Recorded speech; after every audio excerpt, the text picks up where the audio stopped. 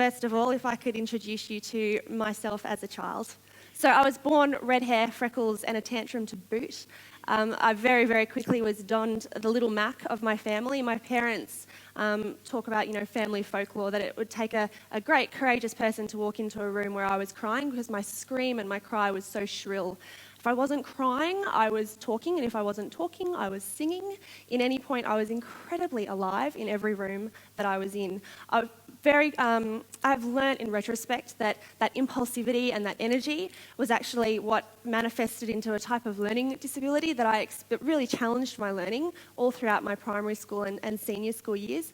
Very lucky little girl though. My mother loved a bit of difference and disability, and in her own profession as a guidance officer for Education Queensland would always be bringing home kids who also need a little bit of help with their homework, and luckily for me would also help me a little bit with my chores. So I got to know disability and inclusion at a very early age, and I suppose it contributed to my high school years where my personal learning problems manifested themselves into something a little bit more creative, and I got really entrenched in music and drama and theatre and film and television, and that helped me to learn, but it also helped me to transition into what would become the first real combination of my passion and my experience and my skill, and that was becoming a registered music therapist. So I spent 5 years at university, 3 of those years in the creative industries, and 2 of those years becoming a registered music therapist through a master's degree that I undertook.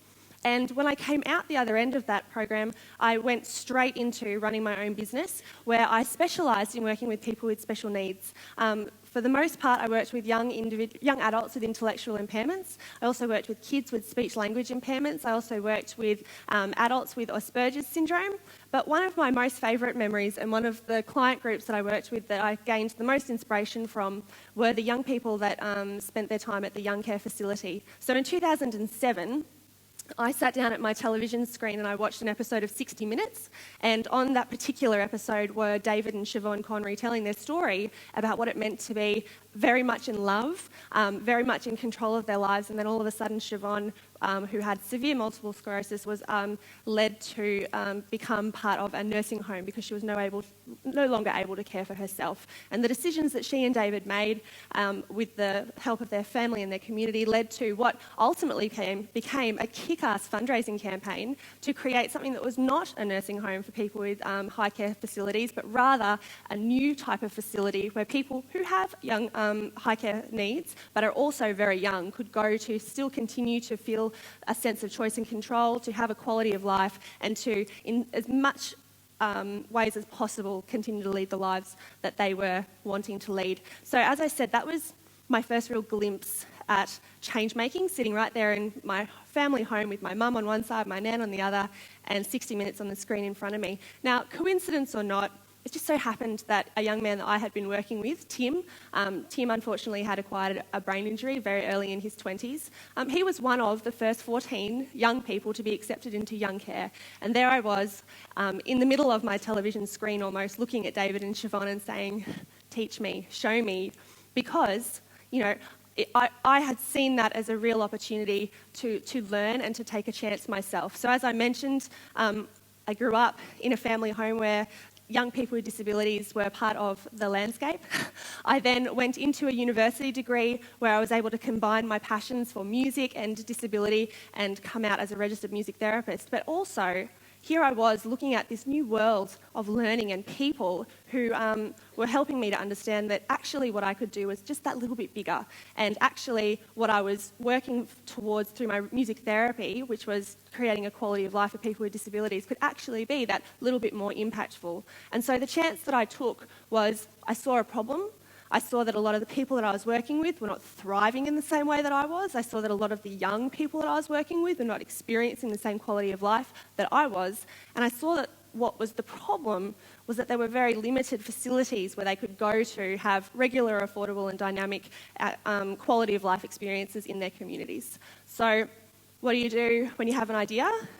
You share it with people. Because the more you keep it to yourself, the less you get it out there. And so I went away with a couple of my friends. They all had their own reasons for wanting to accept my invitation to talk about this big idea. One of them was studying a master's in business. One of them was studying healthcare and becoming a healthcare practitioner, and the other was a really prominent volunteer in our community, and they all were seeing the same problem that I did. And together we got together and we chatted about it, and we came up with this concept that what if you could have community centres that were for but not limited to people with disabilities? What if you could have these facilities where you could come along and you could have regular, affordable, dynamic opportunities to engage in your community, to feel powerful, to feel great about what you were doing, to feel like you had some choice and control in your life, to feel like you weren't disabled anymore, but rather just part of the community? You know, what if you could do all these things? And so we had these conversations, we wrote them down on paper, we took them back to our community. We found this hall that, again, coincidence or not, was 200 metres down the road from where I had grown up, just an old scout hall.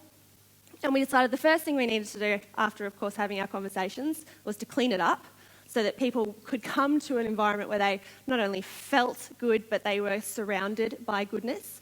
And then we invited people to come and to trial out these values that we had come up with for how we thought an inclusive community could work. So what we believed an inclusive community could look like was that it was for and about its people. We believed that it was all about embracing a sense of belonging and that it shared a history and a culture. In the case of S.P.A.C.E, our history was tied up in the disability sector and the disability system, but the culture that we wanted to introduce to our community was one of civic service and volunteering. Our other value was that our leadership would be evolving. So although I stand in front of you today, I represent a huge, huge community of people who could also stand here and tell you the same story.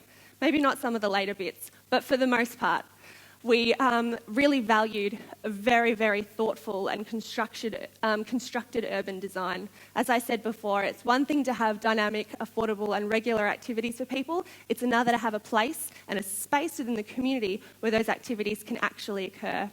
And then finally, we are non-government funded. We have been our whole entire career as an organisation. What we do have, though, is entrepreneurial spirit. So there are 100 people in this room today.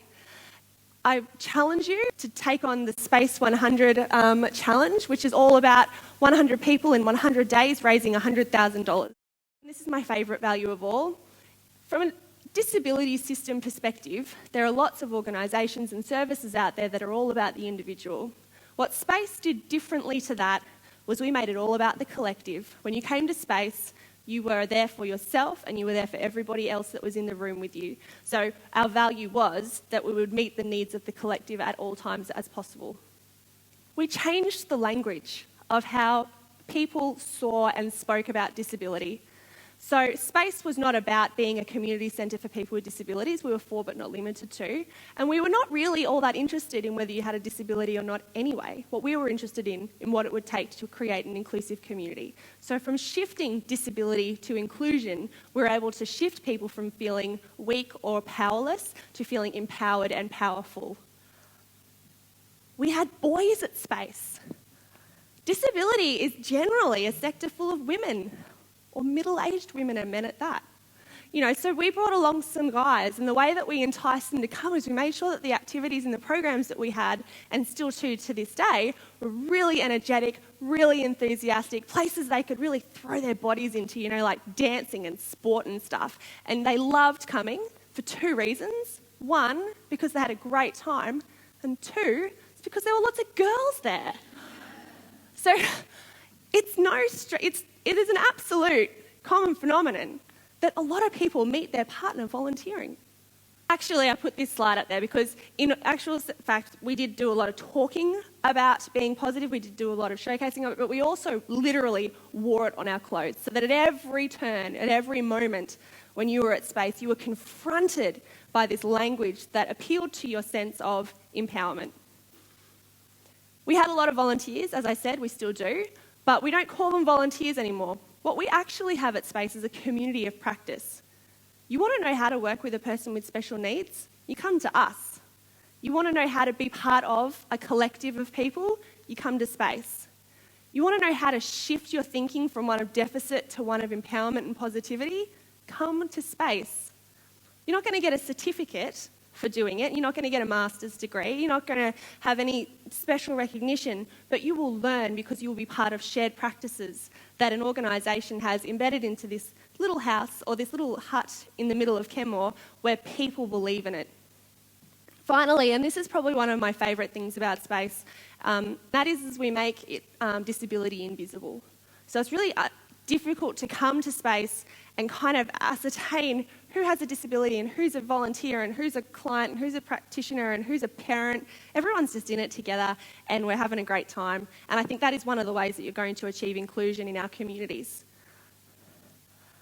It was a really deliberate decision at the very beginning of our journey as an organisation and as a leadership team that if we were going to have an organisation that was in support of inclusion in the community, then rather than having a young person with a disability at the forefront, we were going to put a young person who was the leader of the community at the forefront. But I do need to publicly say that one of the unintended consequences of being, I suppose, the person at the forefront of an organisation or a grassroots movement like S.P.A.C.E was that I did get some recognition. And that recognition did two things. One, it boosted my confidence. As a young person, it was really, it was a constant battle to think that I was doing the right thing or that I was addressing the right needs. And the validation that I received through some of the awards that I was given helped me to keep going. But as well as that, and mind you, much more importantly, it helped the movement of S.P.A.C.E continue as well. And boy, did we need that momentum. Because with the highs come the lows. We lost equipment, we lost our floors, we lost all of our landscaping. We lost a lot of our momentum. When we started to feel like we couldn't progress any further, the community made a decision. Together we decided that we loved where we were and we were going to stay and we would wait it out. Didn't matter how long it was going to take us. We held a big open day. Everyone told us what they loved about S.P.A.C.E, what they wanted to keep, what they wanted to fight for, and they said, let's do this. Let's go into battle. Let's wait and see just how far we can go, because really there's nowhere else for us to be anyway. And so over the last 2.5 years, we've had architects, we've had builders, we've had businessmen, we've had businesswomen, we've had young leaders, we've had members of the community of S.P.A.C.E come together and really share with each other this notion of what it means to be an inclusive community and to wait for the paperwork to be signed to say that we are now the leaseholders of the building and we can move forward. And in that time as well, in that time where I was breaking down / breaking through, they also enabled me to move on to the next stage where I could rest and rejuvenate while S.P.A.C.E did too. So I went to Melbourne 18 months ago.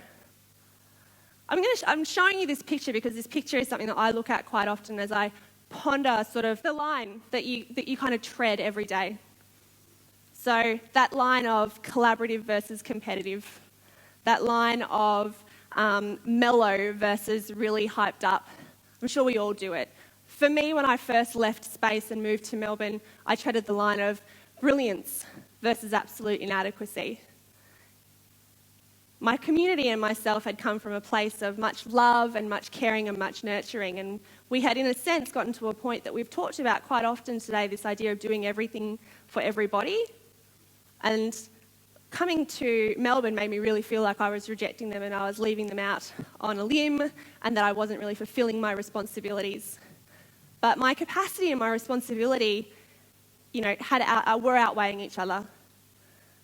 I found this magical place called the Foundation for Young Australians, or rather they found me. So they had heard about the work that we had been doing here in Brisbane as a community, and they said, you know what, we understand what you're up to. The person that saw it in me was a woman called Jan Owen, and in the same way that my mother had looked at me and said, that's a smart, creative kid, and wrapped her arms around me and showed me what it meant to be a young leader. And in the same way that S.P.A.C.E had kind of wrapped their arms around me and said, yeah, you're a young leader and you can help us to make change in our community, Jan looked at me and said, you're a young leader, you're creating change in your community, and you're a young woman, and I want to help you to understand what it means to kind of be accountable for your purpose and your passion in this world. And so she offered me the opportunity to work at the Foundation for Young Australians and keep working on S.P.A.C.E as on the side. So the project that I worked on is called Change It Up. I still work on it today. It is a program that reaches out to young people who were similar age to me when I started S.P.A.C.E, so sort of that 15 to 20-year-old age bracket. And they're young people who are provoked or curious or concerned about their community in some way or another. And together with my new tribe and my new team of volunteers, we go and we work with them and we help them to understand what it means to be young social change makers. And we help them to understand how to articulate what it is they're trying to achieve and how to articulate it in line with the community and the culture and the history that is in their country, in their communities as well. I also work with I guess the older bracket, the older age group of young people, so those 20 to 29-year-olds who are doing the really impactful, really systemic work. And something that I often say to them is I'll walk up and I'll say, oh, hi Harry, how you going? How's life treating you? And they are, always tell me, oh, I just finished this fundraising campaign and I just, completed that grant application and I've got this meeting with this really high net worth individual next week. And it's all about this sort of this world where they're trying to achieve change on like this, minute by minute basis. And I look at them and I say, oh, that's really excellent. Anything I can do to help you, let me know. Have you fallen in love yet? Did you watch the finale to Big Brother? When was the last time you went out for a great feed at a beautiful restaurant? I sometimes think that young people who are hugely focused, hugely dogged, and in the case of young social change makers, responding to lived experience and relevancy about how they can change needs and wants in the community, I think sometimes we forget to be young people too. And so I always reflect on the roles that I want to play. I had lots of conversations with people who lived in that 24/7 care facility, and those conversations were always about the roles that they had not wanted to play. So wives who were no longer able to live with their husbands because to live with them meant that they would become their children. And mothers who were no longer wanting to live with their kids because to live with their children would make them children as well. Or even young women who were desperately trying to hold on to the role of feeling beautiful just by wanting to brush their hair but were no longer able to even do that small role. So I reflected a lot on that when I was thinking about my role as a young leader, a young social change maker, and the gifts that I can pass on to my friends and my colleagues. But then I also reflect on the people who have really embraced me as a young person and a leader and how they can help me to, move forward in a way that allows me to be everything to everybody while still playing the role that is relevant to me at that very time. So I guess the reason I put this picture up is because I talk a lot about my babushkas or my nesting dolls. Babushka dolls are objects within objects, or in the case of my metaphor, they're people within people. And at every stage in my career and in my professional life and in my personal life, I've had people wrap their arms around me. And as much as possible, I have wrapped my arms around people. I'm incredibly grateful to have found my passion and my purpose at a really young age. And I am very grateful to the people who have enabled me to be accountable for that passion and that purpose with S.P.A.C.E and now my work at the Foundation for Young Australians.